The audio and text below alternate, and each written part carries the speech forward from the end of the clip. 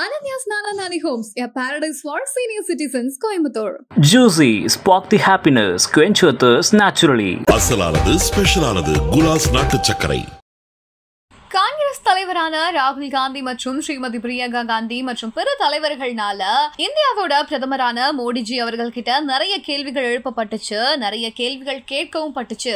ஆனா அவங்க சைட்ல இருந்து எந்த ஒரு பதில்களுமே அவங்க கொடுக்கல, மத்த ஒரு அமைச்சர்களுமே இத கவனிக்கவும் இல்லை அப்படின்னு சொல்லிட்டு காங்கிரஸ் தலைவர் திரு ராகுல் காந்தி அவர்களுக்கு துணை நின்று கன்னியாகுமரி பாராளுமன்ற உறுப்பினரான திரு விஜயவசந்த் அவர்கள் தன்னோட எக்ஸ் வலைதள பக்கத்துல இந்த ஒரு பதிவை பதிவிட்டிருக்காரு. பிரசன்ஸை அந்த ஃபீல்டில் காட்டிக்கணுன்ற ஒரு எண்ணம் இருந்துகிட்டே இருந்தது. அதுதான் தவிர நம்ம ஒரு பெரிய ஸ்டார்டம் இதை எதிர்பார்த்து பண்ணலை. இப்போ இந்த இதுவே ரெக்கக்னைஸ் பண்ணியிருக்காங்கன்னா அது நேரில் பெரிய விஷயம் தான் சொல்லுவேன். இப்போ தந்தையோட மறைவுக்கு பிறகு அந்த டைம் பேசினாங்க. ஸோ அந்த குடும்பத்துக்கு தான் நாங்கள் சில விஷயங்கள் பண்ண வேண்டியது இருக்குங்கிற மாதிரி காங்கிரஸ் சில தலைவர்கள் பேசினாங்க. ஸோ எளிமையாக நடந்துருச்சு அவங்களுக்கு இந்த சீட் வந்தது இல்லை அப்படின்னு நம்ம சொல்ல முடியாது. ஏன்னா அதாவது அப்பாவோடைய தொண்டு காங்கிரஸ் கட்சிக்கு பார்த்தீங்கன்னா ஈடு கொடுக்க முடியாத ஒரு தொண்டு. கட்சிக்கு மட்டும் இல்லை, மக்களுக்கும் சரி, சமுதாயத்துக்கும் சரி, அதே மாதிரி வியாபாரிகளுக்கும் சரி. ஸோ அவங்களோட ஜேர்னி ஒரு பெரிய ஜேர்னி. அவங்களுடைய கனவு ஃபுல்ஃபில் ஆனது 2019 ஒரு எம்பி ஆகி அவங்களுடைய அந்த டேர்மை முடிக்க முடியாமல் அவங்க கொரோனானால பாதிக்கப்பட்டு இறந்துட்டாங்க. இதில் என்னென்னா அந்த டைமில் தான் எனக்கு அப்பாவோட கனவுகளை நிஜமாக்கணும். ஏன்னா அது வரைக்கும் இருக்கும்போது நம்ம ஒரு ஃப்ரண்ட் ரன்னராக இல்லவே இல்லை. நான் அரசியல்னாலும் அப்பா கூட நான் ஈடுபாட்டில் இருந்தேன். நான் ஃபஸ்ட்டு அப்பா மேயர் எலெக்ஷன்லேருந்து கேம்பெயின்ஸ் போயிருக்கேன். அப்போ காலேஜ் ஸ்டூடெண்ட் நான். ஸோ அந்த மாதிரி நம்ம பிஹைண்ட் இதில் அப்பா இப்படி பண்ணலாம்ப்பா அப்படி பண்ணலாம்ப்பான்னு கன்னியாகுமரி வரும்போது நாங்கள் ரொம்ப இன்வால்வாக இருந்தோம். ஃபார் எக்ஸாம்பிள் பார்த்தீங்கன்னா நோவல் டாட்டா அவர்களை பார்த்து டிசிஎஸ் கொண்டு வரணும்னு கேட்டோம். அதே மாதிரி ஒரு ஜப்பான் நிறுவனத்தோட கடல் சீற்றத்தை எப்படி பண்ணலாம்னு பேசினோம். அப்பா முயற்சி எடுத்து ஏர்போர்ட்டே வர ஃபீஸிபிலிட்டி இல்லைன்னு சொல்லும்போது ஒரு எக்ஸ்பர்ட்ஸை கூட்டு அவங்கள டெல்லி கூட்டு போய் வாங்கி எஸ் இஸ் ஃபீஸிபிள்னு சொல்லி ஃபஸ்ட் ஃபேஸ் பண்ணி செகண்ட் ஃபேஸ் ஓகே. ஸோ இந்த மாதிரி ஒரு விஷனோட போயிட்டு இருக்கும்போது திடீர்னு மறைந்த உடனே ஐயோ அது பண்ண வேண்டிய கடமை நம்மளுடைய கடமைன்னு நான் சொல்லுவேன். ஒரு தந்தையை விட்டு போன பணிகளை மகனாக செய்ய வேண்டியது.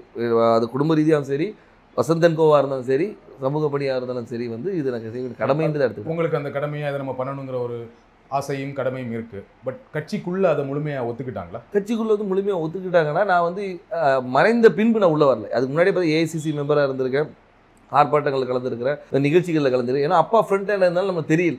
நிறைய பேர் கேட்டாங்க நீங்கள் கட்சியில் என்ன இருந்தீங்க சார், நான் இதில் இருந்த பாருங்க அப்படின்னு ரெஃபரன்ஸ். ஓகே நீ இருந்திருக்கீங்களான்னு ஒரு அப்பா மறைவு பின்பு நம்ம தெரிஞ்ச உடனே ஒரு லைம் லைட்டில் வந்த மாதிரி. நடுவில் கார்த்தி சிதம்பரம் அவர்கள் கன்னியாகுமரி தொகுதிக்கு பிரியங்கா காந்திக்கு விருப்ப மனு கொடுத்தாரு இல்லையா?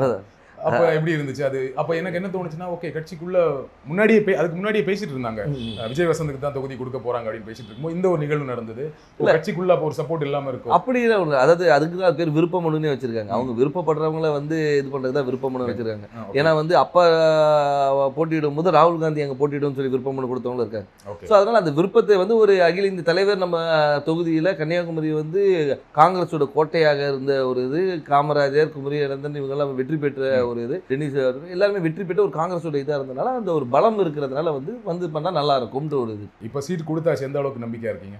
ரொம்ப நம்பிக்கையா இருக்கு. மக்கள் என்ன ரெஸ்பான்ஸ் சொல்றாங்க? மக்கள் ரெஸ்பான்ஸ் ரொம்ப நல்லா இருக்கு, ரொம்ப நல்லா இருக்கு. அதே மாதிரி என்னன்னா ஆதரவும், அதாவது முதற்கண் கட்சியோடைய ஸ்ட்ரென்த்தும் எங்களுடைய கூட்டணியோடைய பலமும், அதுபோல் அப்பா விட்டு சென்ற பணிகளும், அதுபோல் ராகுல் காந்தி அவர்களுடைய வருகை அந்த கரெக்டாக அந்த மார்ச் 1 வந்தது ஒரு பெரிய எழுச்சியை கொடுத்தது. எங்கள் தொண்டர்கள் மத்தியிலும் சரி, பொதுமக்கள் மத்தியிலும் ஓகே நம்ம ஊர் வந்திருக்காங்க, அவர் பண்ண அதாவது ஒரு தலைவராக வராமல் ஒரு தொண்டனாகவும் சராசரி மனிதனாக வந்தார். இப்போ நீங்கள் எல்லா தலைவரும் வராங்க, மீட்டிங் போடுறாங்க. அப்படி இல்லாமல் ரோட்டில் ஒரு டீ கடையில் நின்று ஒரு பையனை கூப்பிட்டு பேசி அவங்ககிட்ட ரன்னிங் இன்ட்ரெஸ்ட் இல்லைன்னா ஷூஸ் இருக்கா இல்லைன்னா ஷூஸ் வாங்கி கொடுத்து அனுப்புகிறேன். ஸோ இந்த மாதிரி ஒரு பர்சனல் கனெக்ட், திடீர்னு போய்ட்டு ஸ்கூலில் போய் தண்டனை எடுக்கிறாரு, இன்ட்ராக்ட் பண்ணுற ஸ்டூடெண்ட்ஸோட.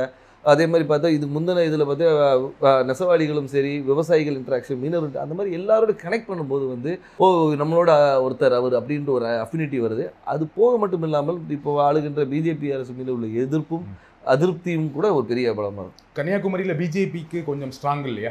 பொன்னார் அவர்கள் ரொம்ப ஸ்ட்ராங்கான கேண்டிடேட் தான் இல்லையா? அதை மறக்க முடியாது. கண்டிப்பாக அதை நம்ம மறுக்க முடியாது. நம்ம அதாவது பிஜேபி தரப்பில் திரு பொன் ராதாகிருஷ்ணன் அவர்கள் ஒரு 2 முறை எம்பியாக இருந்தவர் தான், ஒரு பெரிய வேட்பாளர். ஆனாலும் எங்களுடைய கூட்டணி, அதாவது எங்கள் திமுக சார்ந்த கூட்டணி மிக பலமான கூட்டணி சொல்லலாம். அது திமுக மட்டும் இல்லாமல் எங்களை சார்ந்து இருந்த மதிமுக, அதுக்கு ஒரு விடுதலை சிறுத்தைகள், அதுக்கு ஒரு முஸ்லீம் லீக், அதுக்கப்புறம் மனிதநேய மக்கள் கட்சி, இது எல்லாமே பார்த்திங்கன்னா எங்களுடைய ஒவ்வொரு பேஸையும் கவர் பண்ணுது.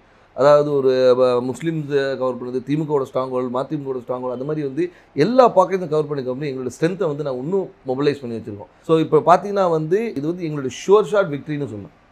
ஸோ உங்கள் கூட்டணியோட ரொம்ப ஸ்ட்ராங்காக இருக்குது, அந்த கூட்டணியை ஒரு பெரிய வெற்றி தேடித்தரும்னு சொல்கிறீங்க. கண்டிப்பாக. திரு வசந்தகுமார் அவர்களுக்கு கன்னியாகுமரி தொகுதி மக்கள் வாக்களித்தாங்க. ஏன் விஜய் வசந்த் அவர்களுக்கு வாக்களிக்கணும்? ஏன் உங்களுக்கு வாக்களிக்கணும்?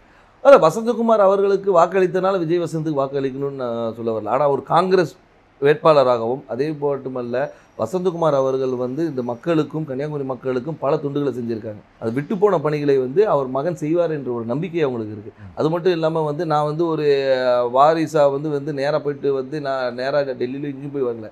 அடுத்த நாளே மக்களை சந்தித்தேன், மக்களோட இருந்தேன், எல்லா நிகழ்ச்சிகளை கலந்து கொண்டு எல்லாரோட நிறை குறைகளை கேட்டுட்ருக்கோம், மக்களாக இருந்தோம். அது ஏன்னா எடுத்தவொன்னே அக்செப்ட் பண்ணிக்க மாட்டாங்க. கேட்குற கேள்விக்கு தான் சொல்கிறேன், அதை அக்செப்ட் பண்ண வைக்கிறதுக்கு நான் ஒர்க் பண்ணேன். ஸோ அதனால் வந்து அப்பாவோடைய இடத்தை வந்து மகன் வந்து நிரப்பார் என்ற நம்பிக்கையை அவங்களுக்கு கொடுத்தேன். அந்த நம்பிக்கையை வந்து எல்லார் மேலேயும் பெருசாகவே இருக்குது.